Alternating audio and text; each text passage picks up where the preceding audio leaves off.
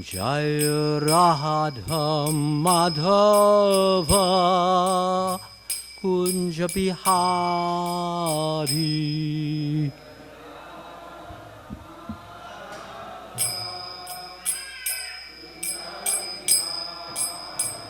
Jaya Radha Madhava Kunja Bihari.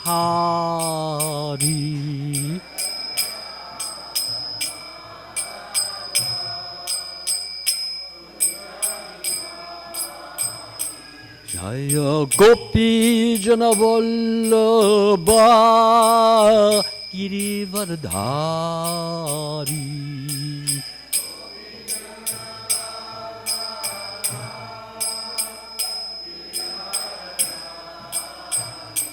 Jaya Gopi Jana Vallabha Girivardhari.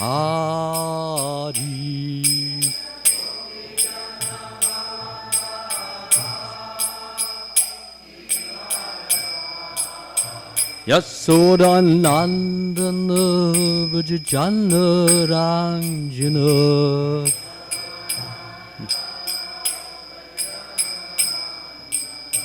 Yasoda Nandana Vajjana Ranjana.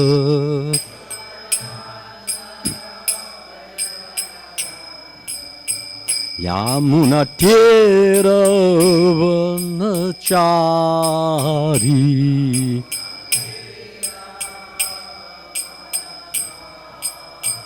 Yamuna Tera Vanachari.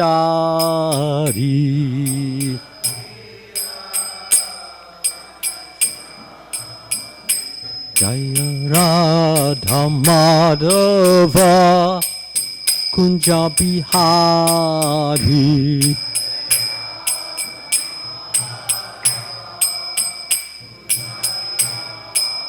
Jaya Radha Madhava Kunja Bihari.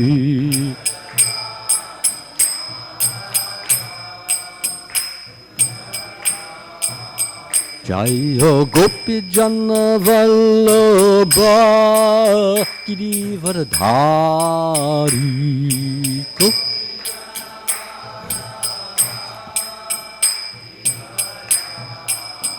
Jaya Gopi Jana Vallabha Girivardhari.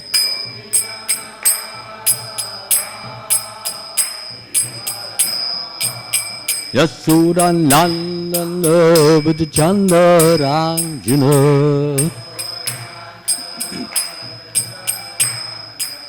Yasoda Nandana Vajjana Ranjana.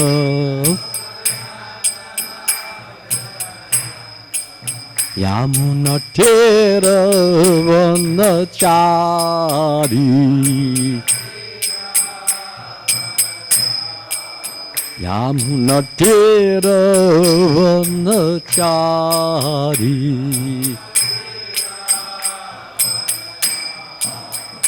Jaya Radha Madhava Kunja Bihari. Jaya Radha Madhava Kunja Bihari. Jaya Radha Madhava Kunja Bihari. Madhava Kunja Bihari. Jaya Gopi Jana Vallabha Girivardhari.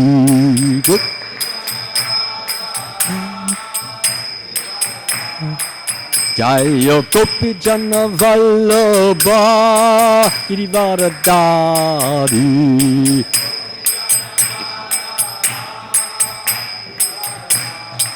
Yasoda Nandana Vajjana Ranjana.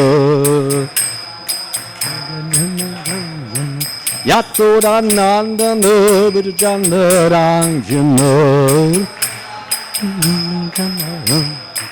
Yamuna Tera Vanachari.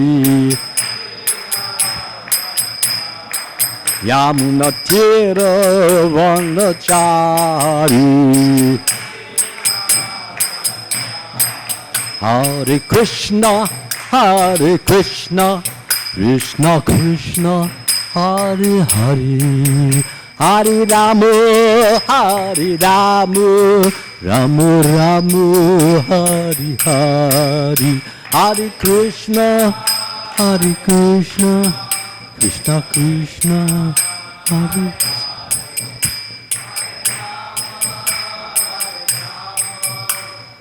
Rama. Jaya Prabhupada, Jaya Prabhupada, Jaya Prabhupada, Jaya Prabhupada.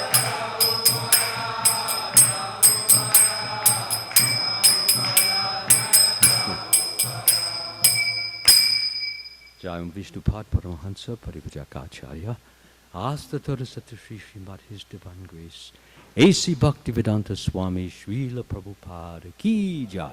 ISKCON founder Acharya Srila Prabhupada Ki Jai.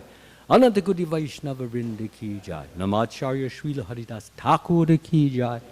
Ramsakaho Sri Krishna Chaitanya Prabhu Chityananda. Sri Advaita Gadadhara Srivasari Gaura Bhakta Vrinda Ki Jai.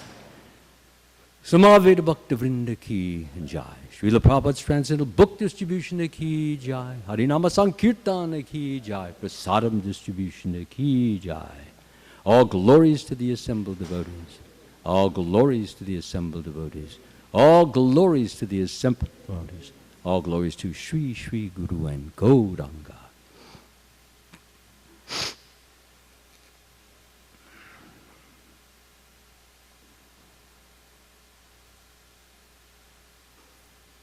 Om Namo Bhagavate Vasudevaya.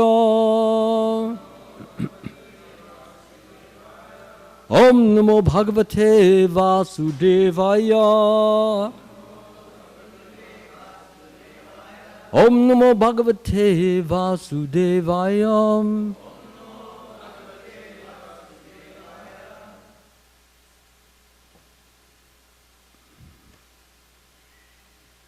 Before I begin, thank you all very much for attending.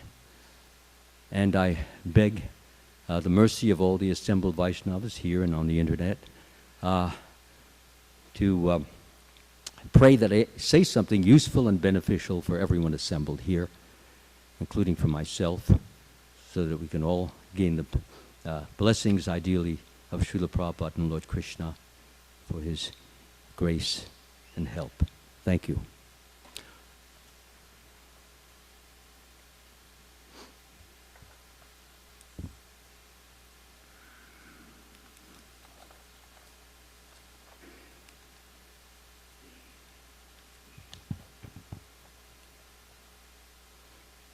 Tasmai Adat Hari Chakram Pratyanika Vaya Avaham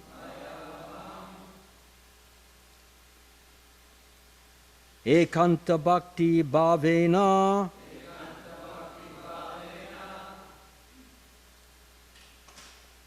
Pritaha Bhakta Abhirakshanam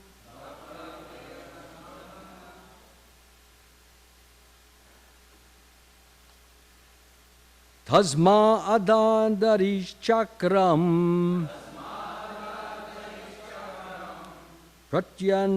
Pratyanyika Payavaham Ekanta Bhakti Bhavena Prito Bhakta Birakshanam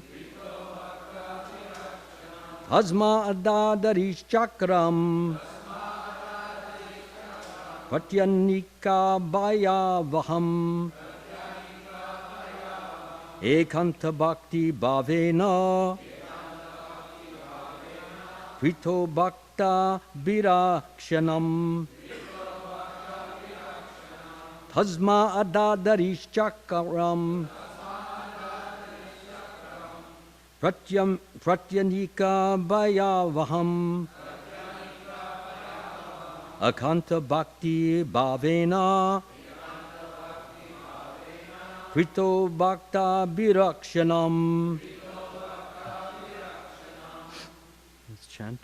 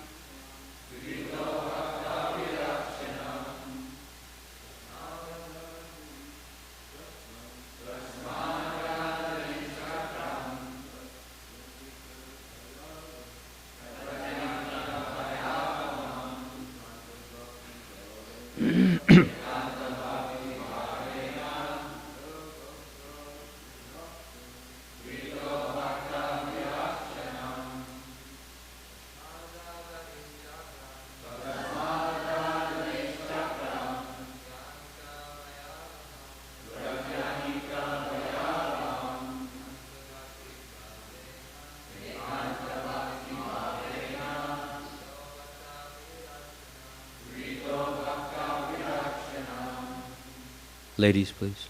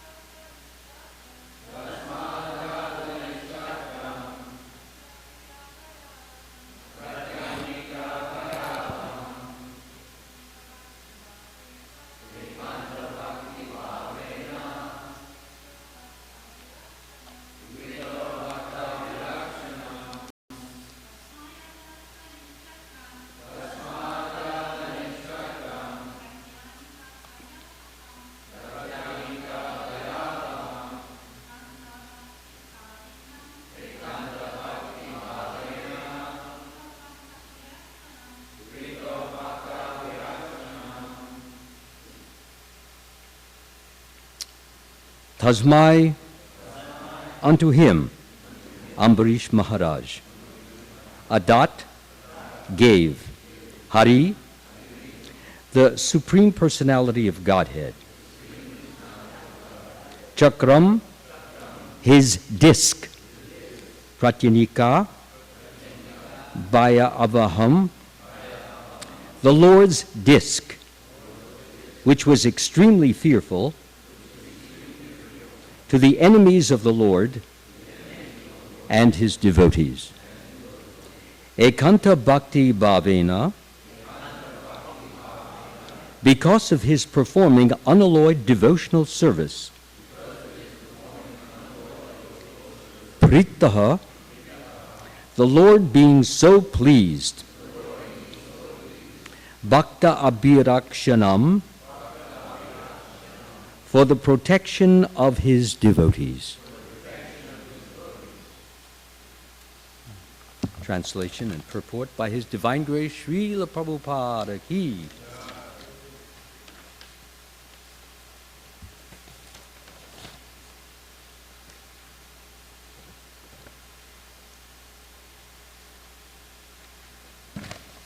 Sorry. Being very pleased by the unalloyed devotion of Maharaj Ambarish, the Supreme Personality of Godhead gave the king his disc, which is fearful to enemies and which always protects the devotee from enemies and adversities. Please repeat. Being very pleased by the unalloyed devotion of Maharaj Ambarish, the Supreme Personality of Godhead gave the king his disc, which is fearful to the enemies, and which always protects the devotee from enemies and adversities. Purport. A devotee, being always engaged in the service of the Lord, may not be expert in self-defense, but because a devotee fully depends upon the lotus feet of the Supreme Personality of Godhead, he is always sure of protection by the Lord. Prahlad Maharaj said, Naivo dvije para duratyaya vaitaranyas tvad virya gayana mahamrita magna chittaha. From Srimad Bhagavatam 7.9.43. A devotee is always merged in the ocean of the transcendental bliss of rendering service to the Lord. Therefore, he is not at all afraid of any adverse situation in the material world. The Lord also promises, Konteya pratijanihi name bhaktaha pranashyati, which means, O Arjun, you may declare it to the world that the devotees of the Lord are never vanquished. That's Bhagavad Gita 9:31. For the protection of the devotees, Krishna's disc, the Sudarshan Chakra, is always ready. This disc is extremely fearful to the non-devotees, Pratyanyika Bhayabham. Therefore, although Maharaj Ambarish was fully engaged in devotional service, his kingdom was free of all fear of adversity.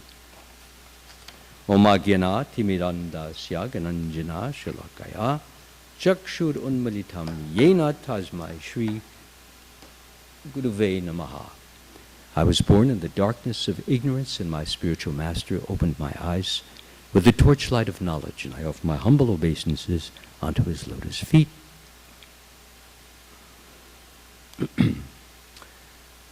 So here we have a interesting situation.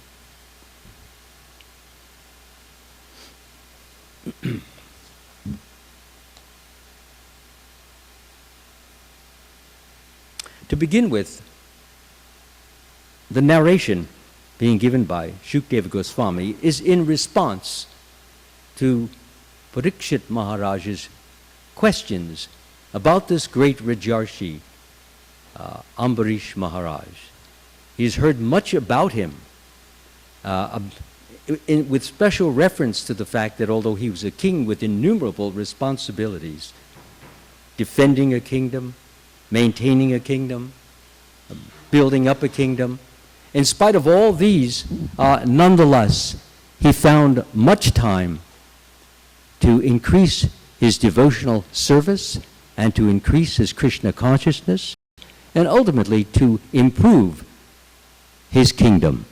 because as it is mentioned here, his kingdom was free of all fear of adversity. Kingdom means the praja. It means the devotees, the people who live there. So, as it is mentioned in the Bhagavad Gita, whatever a great man does, common men follow. And whatever standards he sets by exemplary acts, all the world pursues. So obviously, King Ambarish set the ideal standard, and that standard has been mentioned and described in previous verses. He used his eyes to look at the deity.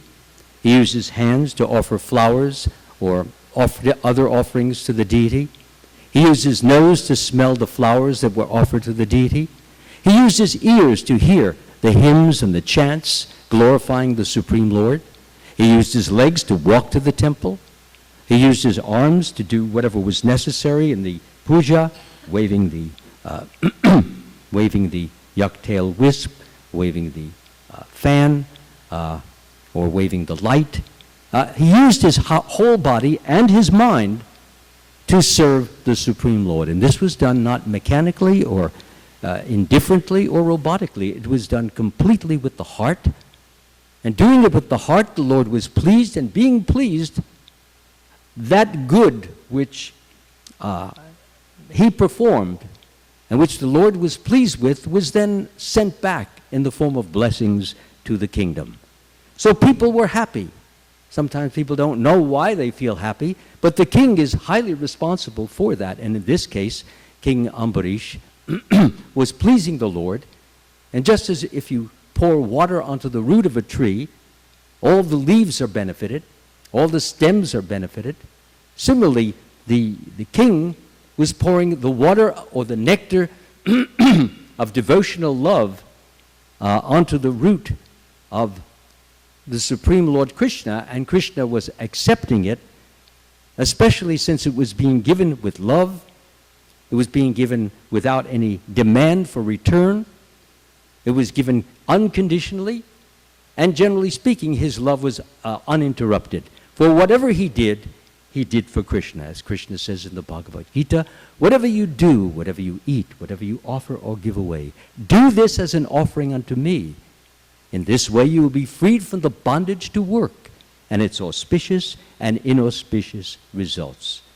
With your mind fixed on me in this principle of renunciation, giving away, giving away, giving away, with your mind fixed on me in this principle of renunciation, you will be liberated and you will come to me. So Krishna is making a promise, and King Ambarish is showing how that promise can be fulfilled.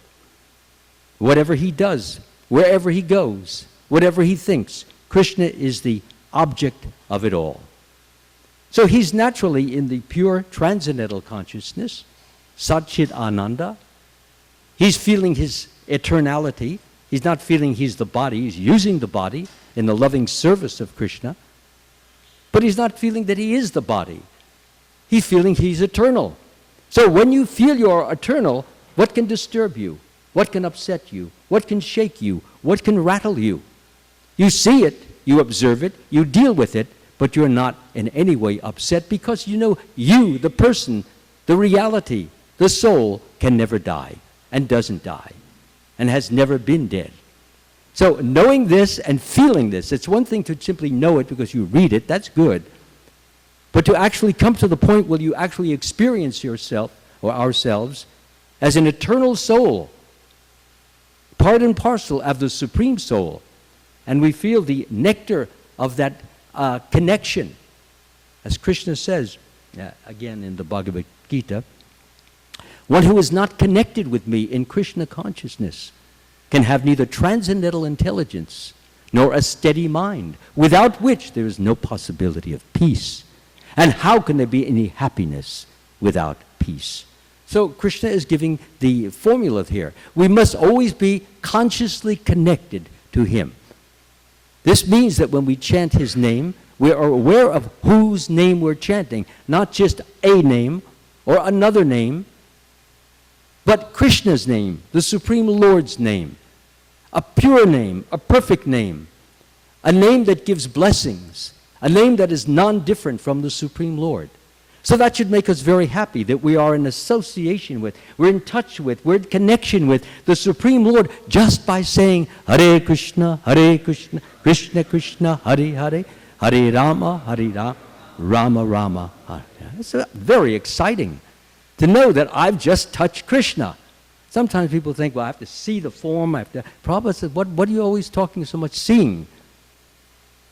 He said, just listen. Listen to the name. And if you listen to the name, and you listen to it with love, and listen to it with devotion, listen to it in a mood of surrender, listen to it in a mood of submission, listen to it in a mood of appreciation, listen to it in a mood of glorification, well, then you will be feeling Krishna. And Krishna will be blessing you. And you feel the bliss, the ecstasy, the happiness of Krishna. So that's what Prabhupada taught us. And that's what Prabhupada exemplified. And we're very fortunate, especially for those of us who watched him chant and who were taught chanting from him. Anyone who spoke with Srila Prabhupada was literally showered with the nectar of immortality and is very greatly favored. Many people had to wait many years in order to actually wake up to the fact how favored they really were. I mean, I'm one of them. As the years now come by and I get closer and closer to death, I'm up in my 80s now. So I begin to realize what a blessing, what a benediction, what a grace. How could a person who lived such a sinful life prior to coming to Krishna consciousness, I mean before yoga, how could I get such a blessing? You don't get, nobody gives such a blessing, but God is so merciful. He is so kind, He is so sweet, He is so generous, so loving. I owe Him so much. How can I ever repay? I cannot repay. And I should never think that in my wildest dreams I can ever repay even one particle of a fraction to the Supreme Lord. I owe so much. Actually, I should have been thrown into some garbage dump long ago. But somehow he didn't. He must have had amnesia or something. He forgot. Or if he didn't forget, he said, well, let's give him a shot. Let's give him a try. Let's give him some mercy. And so that mercy is still working. And it's so beautiful, it's so desirable that all you want to do is whatever good you feel, whatever joy you feel, whatever happiness you feel, you simply and only want to share it everywhere and anywhere because that is the nature of transcendental love. Transcendental love as opposed to material love. Material love just wants to keep it all for oneself. You have your girlfriend, you have your wife, she's mine. He's mine. This is mine. I. That's all we think in the materialistic love consciousness. But in the spiritual love consciousness, it's, I've gotten this, I must give it out. I've gotten this, I will give it out. Without pride. Without the sense that I'm doing something great, I'm doing something wonderful, I'm giving Krishna. That's not the idea. What I'm giving is what I gave, what I received. And what I received, I'm now appreciatively giving it to others and hoping and praying and begging to the Lord that whomever I give it to will respond to it, will take it, will exult in it, will enjoy it and go on practicing it and then share it with others. This was what Prabhupada wanted us to do. He wanted us, as he said so often, don't just give out my books, but read my books, read my purports, understand my purports, and you will feel the nectar of these verses, and in feeling that, you will be communicating it with those persons with whom you speak. They will feel your joy, feel your peace, feel your strength, feel your love. They will feel all that, and they will know you are definitely different than anyone else they have ever come in contact with. Because they don't get that here, there, and anywhere. They get it from a devotee who is fully fixed, fully practiced in Krishna consciousness. So, now coming a little bit to this very wonderful verse. It is mentioned here that, let me read it again.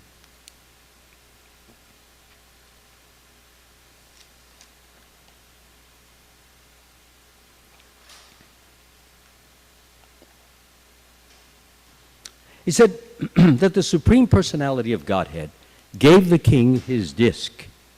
So this was not as I would give a sword to you. For example, I give you my sword, or I give you my, my knife, or I give you a plate of prasadam. It's a different kind of giving. The kind of giving we have here is, it's an invisible giving. Actually, he gave him the Sudarshan chakra because he knew that shortly thereafter, Durvasa Muni would arrive there. And a situation would arise in which Durvasa Muni would falsely and wrongly feel insulted by the king, and would therefore try to punish the king and call him a phony, call him a king who is not fit or not suitable for his position. And to punish him, what he would do is he would take a clump of hair out of his head, fling it on the ground, and after flinging it on the ground, the hair would rise up as a fire demon with a trident. And he would order that demon to kill the king. And what would happen? The Sudarshan chakra that the Lord had given to the king, he gave it to him in the sense that he ordered his Sudarshan chakra. Generally, you don't see Krishna walking around with Sudarshan chakra. And I'll explain that in a few moments. It's there, as Prabhupada mentions again and again, protecting this particular devotee. When that situation would arise, as it's mentioned in the purport, he knew that King Ambarish is not going to start a fight with the Brahmin. Generally, Kshatriyas don't fight with Brahmins. They know that Brahmins have threads, and sometimes Brahmins break threads, and they pronounce curses, and they're not very pleasurable. So, the Lord knew that Ambarish is not going to fight with this Brahmin. In fact, that's what happened. He just put his hands together, lowered his head, and basically said, "Thy will be done. If that's what you want me, if that's the result of my karma or my reactions from the past, I am due to be swallowed or killed by the trident of this fire demon, so be it." He accepted it. He didn't say, "Oh, wait, I'll explain this." He didn't do that. He didn't say that. He didn't try to make his case, so to speak, because his case was with God, his case with Krishna, and he knew that whatever was happening to him was being given to him by Krishna, and therefore there could be no wrong in it, and there wasn't, as we will see. So what happened here is that when the demon manifested, that Sudarshan chakra, which I just mentioned in the translation, which the Lord had given to King Ambarish, gave it to him in the sense that I give you this protection. And this Sudarshan chakra knows exactly what to do to help you, to protect you, to make sure, to insulate you so that you will not be hurt. And that's what happened. As soon as the fiery demon came, the chakra materialized, manifested. For those who may not know what the chakra is, it's a whirling disc, and it's got about 1,000 little points on it. And when it whirls around very, very fast, and if it hits your neck, well, you know what happens then. Which I will talk about for a moment with Shishupal, when it hit his neck. Anyway, that's what happened. The fiery demon was killed by the Sudarshan chakra. The Lord was protecting his devotee. And as we sit here very calmly, very quietly, and very peacefully, we are being protected. We should not think that that's only in the book. It's happening right here. You don't see the ceiling coming down. Please. You don't hear people barging in, like sometimes it happens. People screaming, people yelling, carrying clubs, they're shouting, "Down with the Hare Krishnas!" You know, it's very, very, very peaceful here, very calm, very quiet. Krishna is allowing, enabling, and arranging for this. Those are the three words. He allows, he enables, and he arranges. And we are the beneficiaries of that arrangement. We're so fortunate. There are people right now, they're caught in riots. Just a few days ago, there was this riot, I saw it on TV, with motorcycle gangs, 5 motorcycle gangs at this diner. Somebody cracked a bad remark or a low remark, and the one gang member didn't like it. And before they know it, they were fighting. Before you know it, there were chains being thrown. There were knives going. There were guns going. There were 9 people, I believe. You can correct me if I'm wrong on the figure, but I believe 9 persons died just over a nothing, an argument, because they had short fuses. Each one is trying to lord it over the other. Don't you talk that way to me. What are you going to do about it? I'll show you what I'm going to do about it. Yeah, go ahead and show me what you're going to do about it. Oh, you want to show me? Yeah, I'll show you. Boom, boom, boom, boom, boom. All right, he's down on the floor. Hey, look, hey, Mike's down. Let's help him. You know, and there it is. And before, we had hundreds of people brawling, fighting, screaming, shouting, throwing bats and clubs. Finally, the police came and they broke it up there. I think they arrested at least 150. Hardly any room in the jail for all these. So small town. So that's not happening here. We're very fortunate, and we should be counting our blessing that we can sit and every day listen to a different speaker, or we can listen to Srila Prabhupada on Sundays, or we can have a Prabhupada festival like this without interruption with the protection of the police. Actually, the police don't protect us. The police get the power to protect us from Krishna. That's where the police get their power from. Let me give you a little incident, which you all remember going back a few years when we had President Ronald Reagan. How many remember Ronald Reagan? Okay.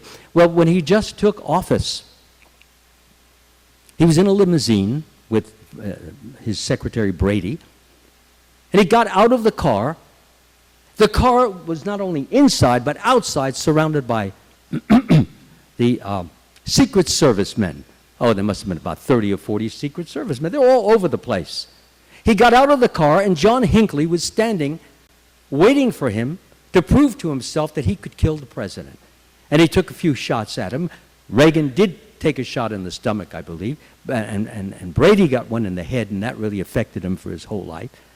Where was the protection? Secret servicemen being paid big salaries to protect the problem. You can't be protected if Krishna doesn't want you to be protected. So to get the protection of Krishna, we do what King Ambarish did. Not that we pray for protection, but we pray to become better and better, greater and greater devotees of his lotus feet, to try and give him more pleasure, to try to surrender to him more, to try to sacrifice more, to try to love him more, to try to share what he's offered us in the Bhagavad Gita more. All these wonderful book distributors who are going here and there and everywhere, thousands and thousands of books going out, people touching the books. Sometimes devotees say, well, look, you only got about 50 people, 60 people in the temple. Why do you judge it on that? What do you think? Know what's going on inside a person.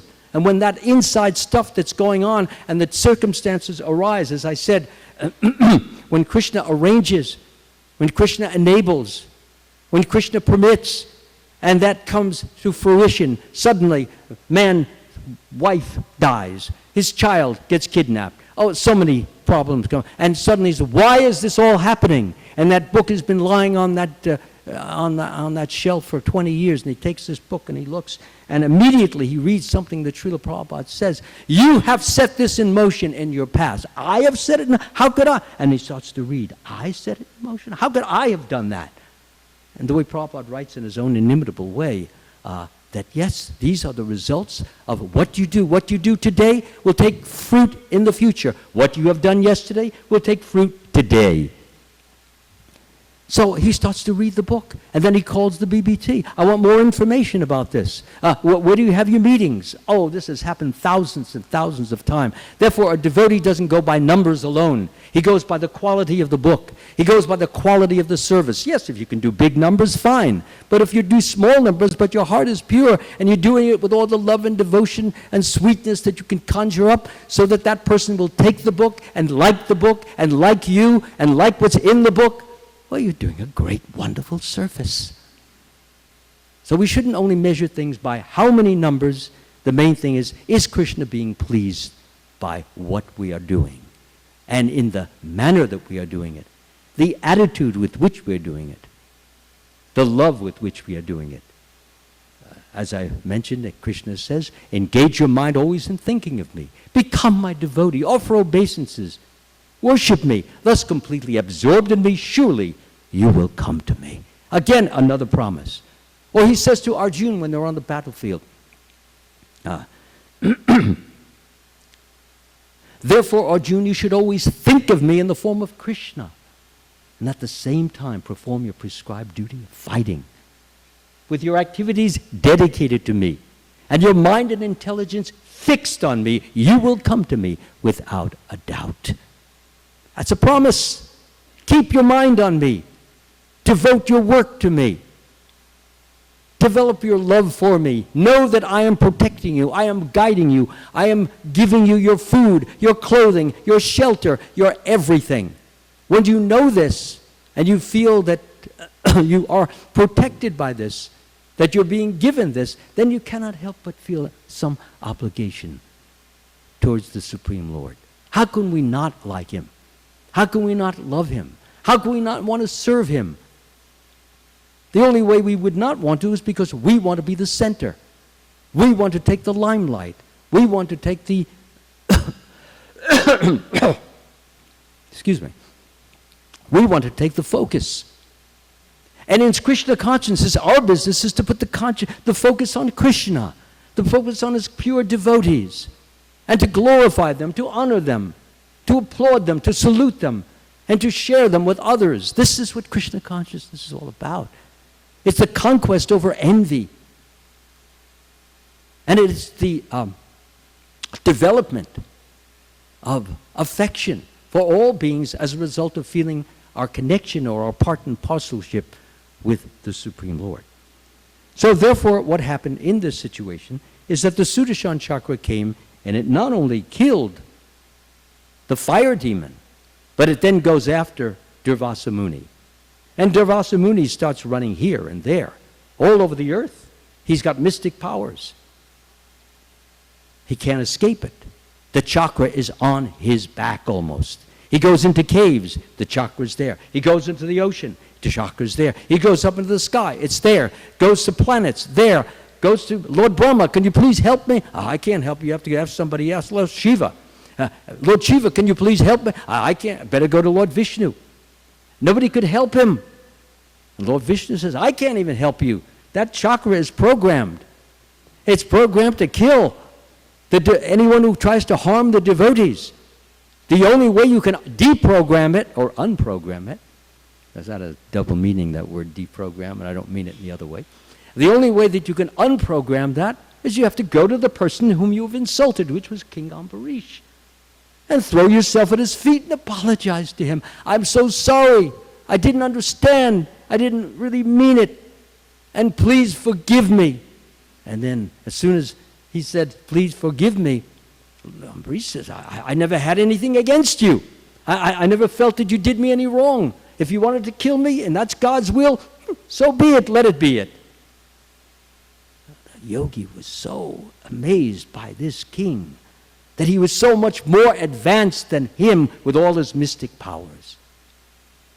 This was a man who, and not only that, it's mentioned that for a whole year that Durvasa did not come down. He was with Lord Vishnu for a whole year past. He didn't eat anything. So some may ask, how could he live without eating? Ambarish was not an ordinary human being. If he were an ordinary human being, he would have died. But he wasn't ordinary. Krishna was always protecting him, guiding him in any and every way possible. So we have another example. I mentioned before that generally the Sudarshan chakra is quite invisible. If we can all remember in the Mahabharata, there's a very interesting story there. I'll just tell it briefly. About Shishupal, who hated Krishna because he stole the woman who was supposed to be wedded to him, Rukmini, and he could never stop hating him. So Shishupal is a very interesting story. When Shishupal was born, he was born rather hideous. He looked rather hideous. He had 3 eyes. And he also had 4 hands. He looked a little bit awkward, to say the least. So it wasn't like Lord Vishnu with the 4 arms. He just it says it has 4 hands.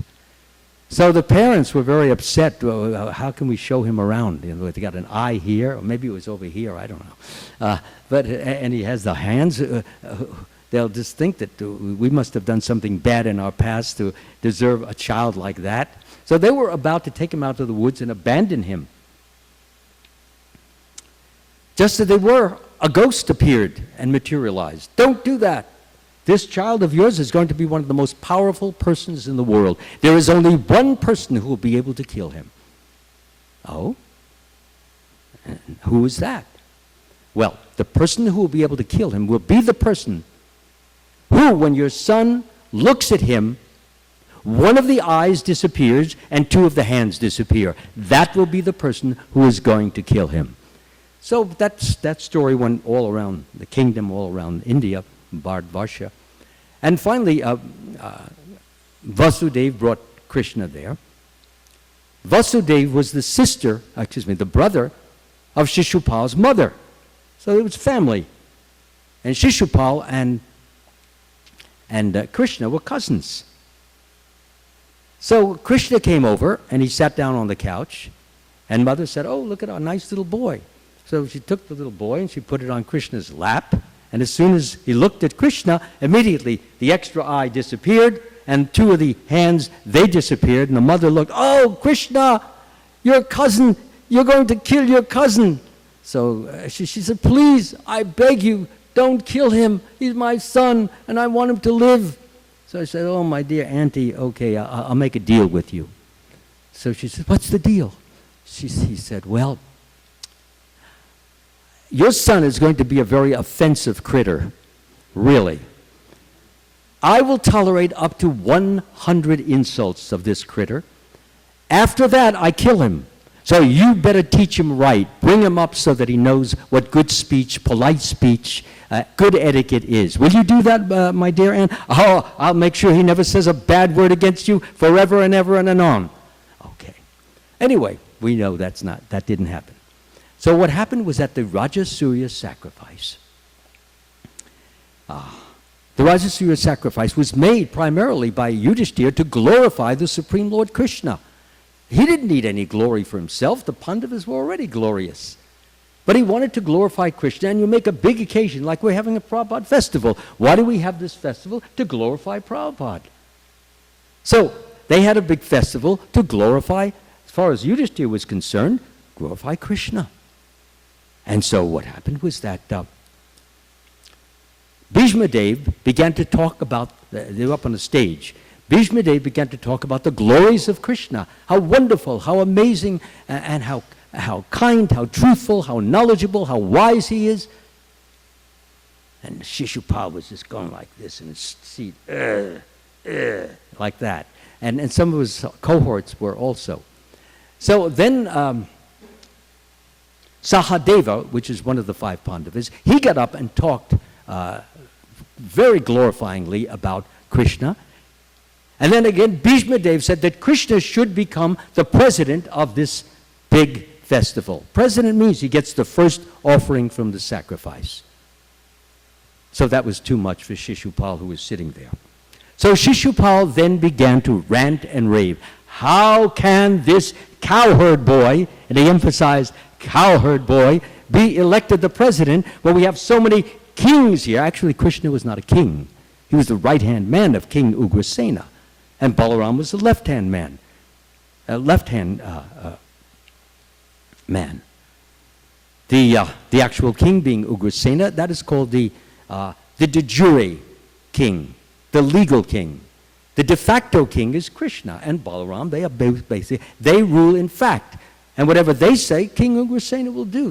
He knows who they are. So he goes on talking about Krishna being a cowherd boy, a womanizer, a wife stealer, what do you call a vaishya, and he goes from one thing, one insult to another, on and on and on. Meanwhile, Krishna is going 81, 82, 83, 84. Is he going to hit 100? 86. Finally, he hits 100, puts his finger up, and materializes the Sudarshan chakra, gives him the order, end of Shishupal.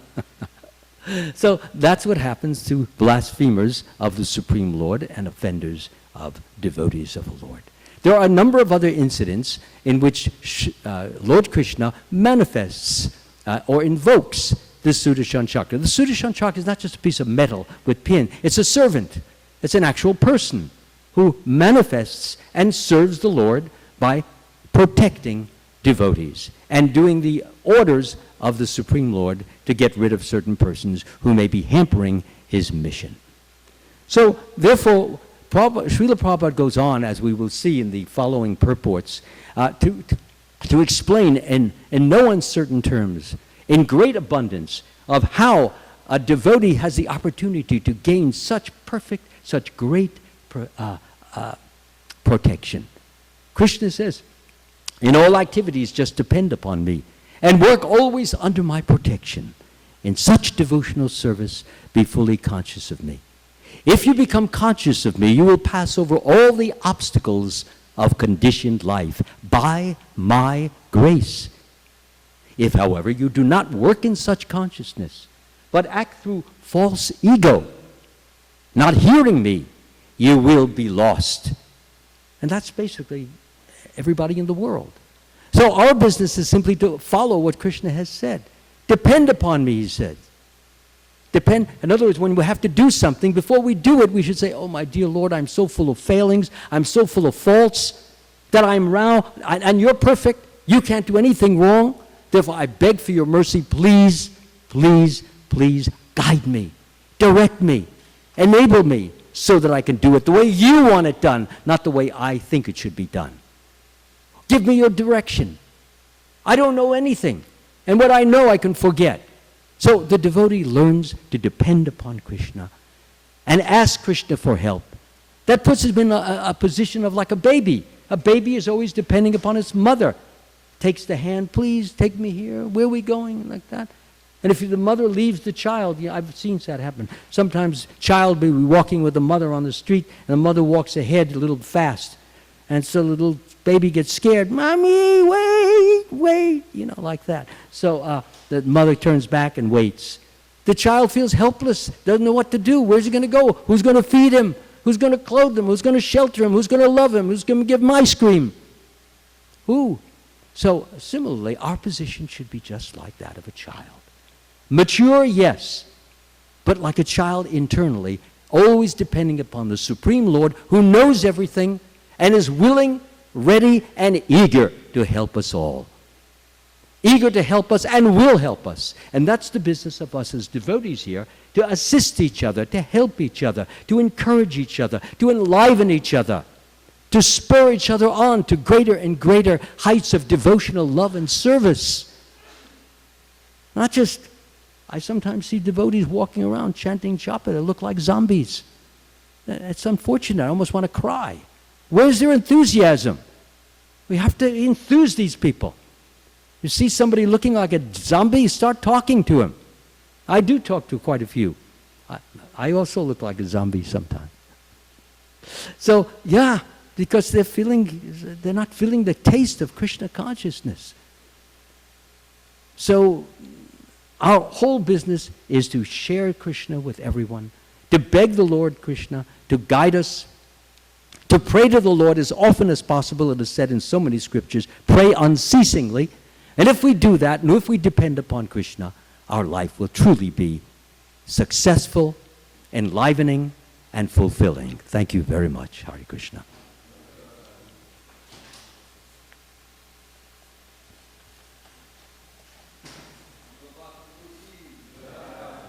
Thank you.